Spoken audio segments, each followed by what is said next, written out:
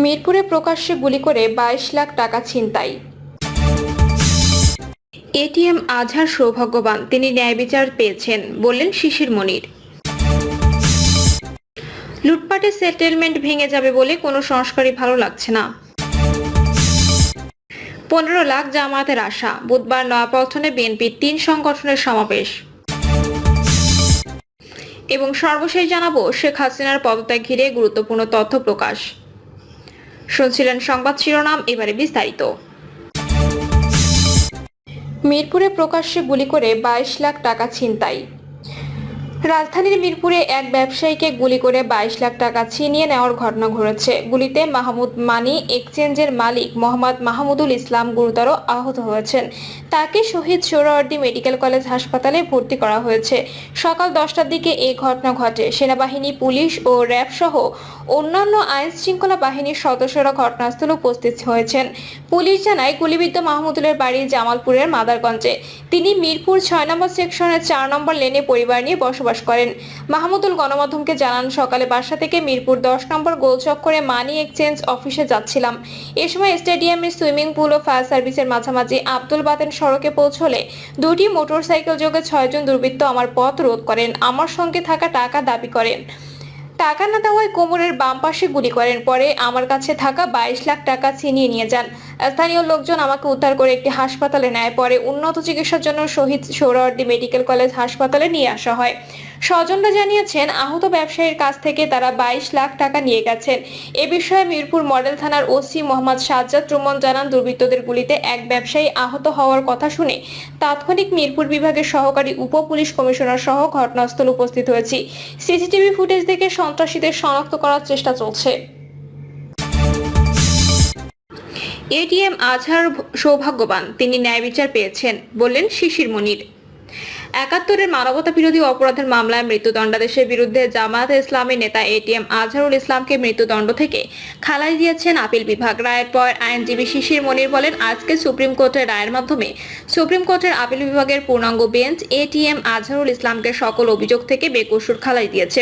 আজকে থেকে এখন থেকে জামায়াত ইসলামীর সাবেক ভারপ্রাপ্ত secretary general ATM Azharul Islam একজন নির্দোষ ব্যক্তি।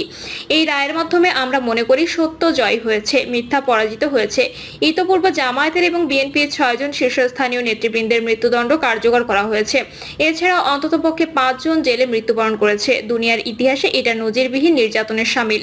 এটিএম আজহারুল ইসলাম সৌভাগ্যবান, তিনি ন্যায় বিচার পেয়েছেন। আল্লাহ তাআলা তাকে বাঁচিয়ে রেখেছিল বলে আমরা এটাও মনে করি এই রায়ের মাধ্যমে সিন্ডিকেটের ইনজাস্টিসের অবসান হয়েছে। আমরা এটাও মনে করি এই রায় ঘোষণার মধ্য দিয়ে বাংলাদেশের আদালতের মর্যাদা সমুন্নত হয়েছে। আজকের রায়ে আদালত 4টি পর্যবেক্ষণ দিয়েছে। প্রথমটি হলো, বাংলাদেশ সহ এই ভারতীয় উপমহাদেশের ফৌজদারি বিচার ব্যবস্থা বদলে দেওয়া হয়েছিল। এটা ছিল সবচেয়ে বড় ভুল। দ্বিতীয়টি হলো, আদালতের সামনে উপস্থাপিত সাক্ষ্য প্রমাণ কোনো অ্যাসেসমেন্ট ছাড়াই এটিএম আজহারুল ইসলামকে ফাঁসি দেওয়া হয়েছে। পৃথিবীর ইতিহাসে এটি ছিল বিচারের নামে অবিচার। যে সমস্ত তথ্য প্রমাণ আদালতের সামনে হাজির করা হয়েছিল, অতীতের আপিল বিভাগ এটা সঠিকভাবে বিবেচনা করতে ব্যর্থ হয়েছে। ফলশ্রুতিতে আজকে এটিএম আজহারুল ইসলামকে বেকসুর খালাস প্রদান করা হয়েছে। শুধু বাংলাদেশে নয়, পৃথিবীর ইতিহাসে এটি একটি নজিরবিহীন ঘটনা হয়ে থাকবে। এর মাধ্যমে আমরা মনে করি ন্যায় বিচার প্রতিষ্ঠিত হয়েছে, সত্য বিজয়ী হয়েছে, মিথ্যা পরাভূত হয়েছে। আজকে আমরা আদালতের কাছে একটা সংক্ষিপ্ত আদেশ চেয়েছি। আদালত আমাদের আবেদন মঞ্জুর করেছে। আদালত বলেছেন, আমরা চেষ্টা করব আজকে এবং কালকের মধ্যে এই সংক্ষিপ্ত আদেশ প্রস্তুত হয়ে এটিএম আজহারুল ইসলাম যেন মুক্তি পেতে পারেন, সেই জন্য সকল আইনি ব্যবস্থা আমরা গ্রহণ করব। লুটপাটের সেটেলমেন্ট ভেঙে যাবে বলে কোনো সংস্কারই ভালো লাগছে না। জনতা মঞ্চের বিভিন্ন উইং এর মুখগুলো স্পষ্ট হচ্ছে বলে মন্তব্য করেছেন স্থানীয় সরকার মন্ত্রণালয় এবং যুব ও ক্রীড়া মন্ত্রণালয়ের উপদেষ্টা আসিফ মাহমুদ সজীব ভুঁইয়া। তিনি আরো বলেন, দীর্ঘদিনের লুটপাটের সেটেলমেন্ট ভেঙে যাবে বলে কোনো সংস্কারই আর ভালো লাগছে না। আসিফ মাহমুদ তার পোস্টে লেখেন, সংবাদ সম্মেলনে এক রাজনৈতিক দলের ব্যবসায়ী নেতা বলেন, শিল্পে গ্যাস না দিয়ে যেন বুদ্ধিজীবী হত্যার মতোই ব্যবসায়ীদের হত্যা করা হচ্ছে।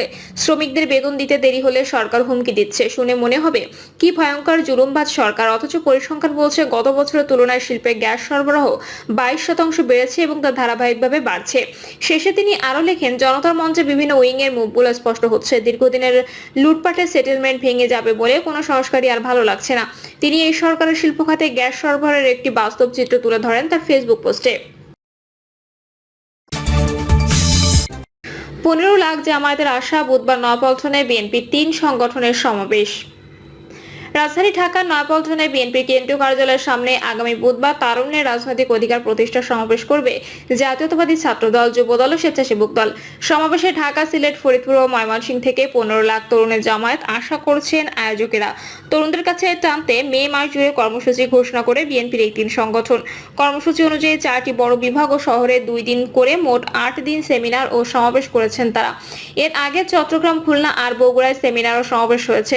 সর্বশেষ আয়োজন বসছে রাজধানী ঢাকায়। সংবাদ সম্মেলনে স্বেচ্ছাসেবক দলের সভাপতি এস.এম. জিলানী বলেন, আমরা চট্টগ্রামে তারুণ্যের মিলন মেলা দেখেছি। খুলনা ও বগুড়ায় আমাদের লক্ষ্য শতভাগ অর্জিত হয়েছে। ঢাকায় সমাবেশে সব রেকর্ড ভেঙে 15 লাখ তরুণ তরুণী যোগ দেবেন বলে আশা রাখছি। শেখ হাসিনার পদত্যাগ ঘিরে গুরুত্বপূর্ণ তথ্য প্রকাশ। প্রসিকিউশনের পক্ষে আন্তর্জাতিক অপরাধ ট্রাইব্যুনালে চার্জ দাখিল করা হয়েছে। দাখিল করা এক নথিতে 2024 সালের আগস্ট মাসে বাংলাদেশের রাজনৈতিক পরিস্থিতি, গণ অভ্যুত্থান এবং তৎকালীন প্রধানমন্ত্রী শেখ হাসিনার পদত্যাগের প্রেক্ষাপট ঘিরে গুরুত্বপূর্ণ তথ্য উঠে এসেছে। জুলাই অভ্যুত্থানের সময় রাজধানীর চানখারপুল এলাকায় সংঘটিত মানবতাবিরোধী অপরাধের মামলায় আনুষ্ঠানিক অভিযোগ দাখিল করা হয়েছে। নথিতে বলা হয়, 4 আগস্টের রাতে শেখ হাসিনার নেতৃত্বাধীন সরকার গ্যাং অফ 4 নামে পরিচিত 4 শীর্ষ নেতা ওবায়দুল কাদের, আনিসুল হক, সালমান এফ রহমান এবং আসাদুজ্জামান খান কামালের পরামর্শে কঠোর অবস্থানে যায়। তারা শেখ হাসিনাকে ক্ষমতা ছাড়তে নিরুৎসাহিত করেন এবং সেনা পুলিশ সমন্বয়ে আন্দোলন দমনের পরিকল্পনা নেন। নথিতে উল্লেখ করা হয়, জুলাই আন্দোলনের সময় 4 আগস্টের রাতে গণভবনে প্রধানমন্ত্রী শেখ হাসিনার সঙ্গে উচ্চ পর্যায়ের গোপন বৈঠক হয়। সেখানে শেখ হাসিনা আন্দোলনকারীদের দমন করতে গুলি চালানোর নির্দেশ দিতে যান। তবে উপস্থিত সামরিক কর্মকর্তারা পরিস্থিতি ভয়াবহতা বুঝিয়ে শেখ হাসিনাকে ক্ষমতা ছাড়ার পরামর্শ দেন। এতে ক্ষুব্ধ হয়ে শেখ হাসিনা বলেন, আমাকে গুলি করে মেরে ফেলো, গণভবনে কবর দিয়ে দাও। 4 আগস্ট দুপুর থেকে 5 আগস্ট দুপুর পর্যন্ত গণভবনে চলা নানা বৈঠকে শেখ হাসিনা আন্দোলন দমন করতে সর্বোচ্চ পদক্ষেপ নিতে বলেন। নথিতে বলা হয়, সেনাবাহিনীর প্রধান সহ আইন শৃঙ্খলা বাহিনীর কর্মকর্তাদের সঙ্গে বৈঠকে শেখ হাসিনা বলেন, যা হওয়ার হবে, আমি ক্ষমতা ছাড়ব না। ওই বৈঠকে শেখ হাসিনা শক্ত করে বিক্ষোভ দমনের নির্দেশ দিলে উপস্থিত অবসরপ্রাপ্ত মেজর জেনারেল তারেক সিদ্দিকী এতে সমর্থন জানিয়ে বলেন, গুলি চালিয়ে কিছু লোককে মেরে ফেললেই বিক্ষোভ এমনিতেই দমন হয়ে যাবে। এছাড়া তারেক সিদ্দিকী বিমান বাহিনীকে হেলিকপ্টার থেকে গুলি চালানোর কথা বলায় বৈঠকে উপস্থিত এক সামরিক কর্মকর্তা ভীষণ রেগে যান। তিনি প্রধানমন্ত্রীকে উদ্দেশ্য করে বলেন, এই লোকটি আপনাকে ডুবিয়েছে এবং আরো ডুবাবে। ঠিক এ সময় এক অপরিচিত ব্যক্তি গণভবনে প্রবেশ করলে শেখ হাসিনা সভা শেষ করেন। ট্রাইব্যুনাল নথি অনুসারে শেখ হাসিনার ছোট বোন শেখ রেহানা পর্যন্ত পা ধরে অনুরোধ করেছিলেন পদত্যাগ করার জন্য, তবে তাতেও রাজি হননি তিনি। পরে সামরিক কর্মকর্তারা শেখ হাসিনার ছেলে সজীব জয়ের সঙ্গে যোগাযোগ করেন। জয় মাকে পরিস্থিতি বোঝাতে সক্ষম হন এবং এরপরই শেখ হাসিনা পদত্যাগে সম্মত হন। নথিতে আরো উল্লেখ করা হয়, শেখ হাসিনা চেয়েছিলেন একটি বিদায়ী ভাষণ টেলিভিশনে প্রচার করতে, তবে সামরিক কর্মকর্তারা তা অনুমতি দেননি। 5 আগস্ট দুপুরে শেখ হাসিনা আনুষ্ঠানিকভাবে পদত্যাগপত্র দেন এবং পরে ভারতে পালিয়ে যান। গণভবনের রুদ্ধদ্বার অবস্থায় কাটানোর শেষ 2 দিনে তিনি যে কোনো মূল্যে আন্দোলন দমন করতে চেয়েছিলেন।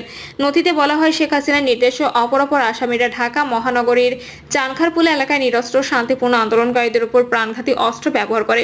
গুলিতে স্কুল ছাত্র শাহরিয়ার খান আনাস, শেখ মাহদি হাসান জুনায়েদ সহ আরো অনেকে শহীদ হন।